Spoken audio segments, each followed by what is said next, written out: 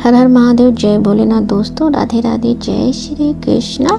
आज मैं बात करूंगी कार्तिक स्नान के बारे में। कार्तिक मास जो है सभी मासों में सबसे उत्तम और पवित्र माना गया है। यह माह जो है भगवान विष्णु को सबसे अति प्रिय है। इस मास में ही भगवान विष्णु जो है योग निद्रा से जागते हैं और अपने भक्तों पर अपनी कृपा बरसाते हैं।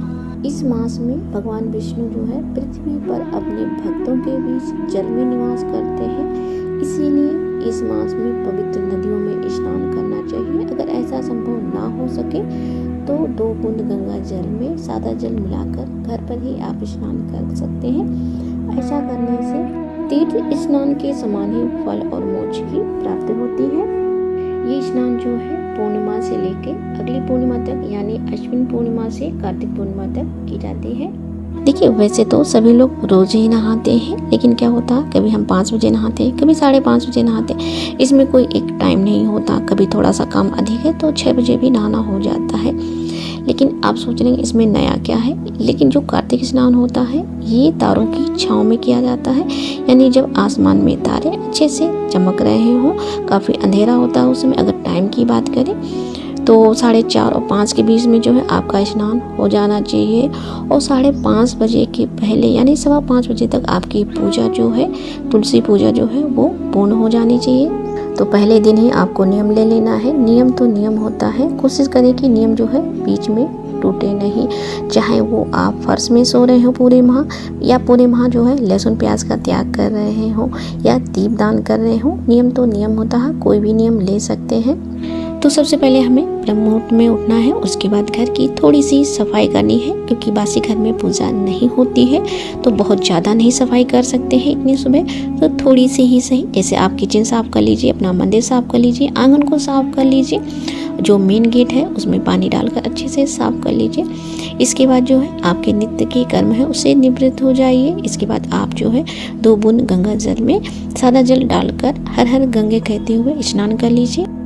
स्नान के बाद जो है स्वच्छ वस्त्र धारण करेंगे।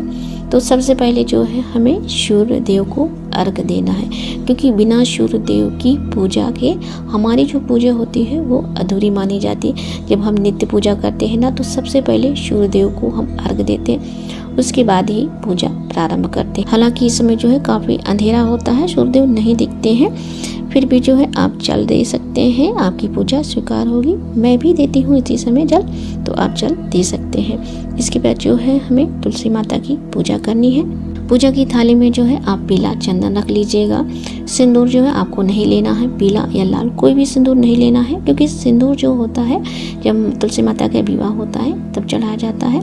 इसके बाद जो है आप पुष्प ले लीजिए। अगर आपके यहाँ शाम को पुड़िया आती हो पुष्पों की तो आप पुष्प ले लीजिएगा। उसके बाद धूप दीप थोड़ा सा भोग ले लीजिएगा। भोग में आप मिश्री, पंचमेवा या बतासे भी ले सकते हैं। तुलसी माता को जल जो है 4 बार चढ़ाते हैं, 3 बार चरणों में और 1 बार ऊपर से। तो इस प्रकार से आपको हर बार परिक्रमा लेते हुए 4 बार जल चढ़ाना है। इसके बाद चंदन, धूप दीप पुष्प और भोग लगाना है। अगर इसके बाद जो है आप आरती कर लीजिएगा। अगर आपको आरती आती है लास्ट में आप परिक्रमा कर लीजिएगा। अगर जगह है तो आप तुलसी माता की परिक्रमा कर लीजिएगा, नहीं तो आप जहाँ पे खड़े हैं वहाँ पर 5, 7, 11, 21 परिक्रमा कर लीजिएगा। तो पहले दिन जो है संडे पड़ रहा है, तो तुलसी माता को आपको छूना नहीं, दूर से ही आप प्रणाम कर सकते हैं और दीपक जला सकते हैं। वैसे तो नित्य ही हम जो है तुलसी माता के सामने संध्या के समय दीप लगाते हैं, लेकिन कार्तिक मास में जो हमें सुबह और संध्या यानी दोनों समय जो हमें दीपक लगाना है तुलसी माता के सामने। कार्तिक मास में जो है दीपदान का विशेष महत्व होता है। तो इस माह जो है आप ब्रह्म मुहूर्त में स्नान करके यानी सूर्य उदय से पूर्व पीपल, तुलसी, आंवला, शमी, बेल, नीम ये दैवीय वृक्ष इनके नीचे जो है आप नित्य एक दीप लगा सकते हैं। अगर आपके घर के पास ही कोई देवालय हो, शिवालय हो या गौशाला हो या कोई नदी सरोवर हो, वहाँ भी आप नित्य जो है दीप लगा सकते हैं। और अपने पितरों के निमित्त भी आप खुले आसमान के नीचे एक दीपदान कर सकते हैं पूरे माह। तो लास्ट में मैं एक बात और कहना चाहूँगी, ये कार्तिक माह स्नान का जो आपने नियम लिया है, ये नियम जो आपका बीच में खंडित ना हो। तो महीने के जो कुछ दिन होते हैं हर लेडीज़ को प्रॉब्लम होती है, तो उन दिनों में हमें क्या करना है कि हमें पूजा पाठ नहीं करनी है। लेकिन आपने नियम लिया है स्नान का, तो आपको स्नान उसी प्रकार से करना है। यानी आपको ब्रह्म मुहूर्त में उठना है, अपने घर की सफाई करनी है, इसके बाद स्नान करना। स्नान के जल में जो आप गंगा जल डालते हैं वो बिल्कुल मत डालिएगा, सादे जल से आप स्नान कर लीजिएगा। इसके बाद दूर से ही आपको तुलसी माता को हाथ जोड़ लेना है। अगर संभव हो तो अपने पति या बच्चों से उस समय जो है आप दीपक लगवा सकते हैं। अगर ऐसा संभव नहीं है तो कोई बात नहीं, आप हाथ जोड़ लीजिएगा, क्योंकि प्रभु तो सब जानते हैं, बस हमारे भाव अच्छे होने चाहिए।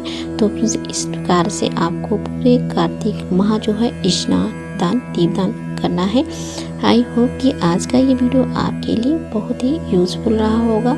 तो फिर मिलती हूँ इसी प्रकार से एक नए वीडियो के साथ। हर हर महादेव, जय भोलेनाथ।